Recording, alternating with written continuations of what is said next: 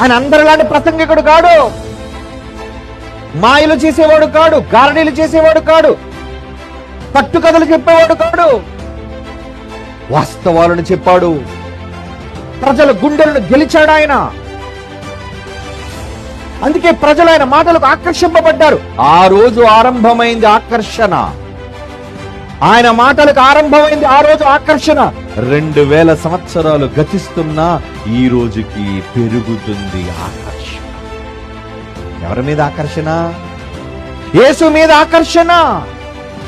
అధికారులు నమ్ముతున్నారు, ఏమండి, మంత్రులు నమ్ముతున్నారు, సామాన్యులు నమ్ముతున్నారు, నాస్తికులు నమ్ముతున్నారు, ఇతర మతస్థులు నమ్ముతున్నారు. ఎందుకు నమ్ముతున్నారు? ఎందుకు నమ్మాలి? నమ్మడానికి కారణం ఆయన చెప్పిన మాటలలో వాస్తవం, ఆయన చెప్పిన మాటలు యథార్థం.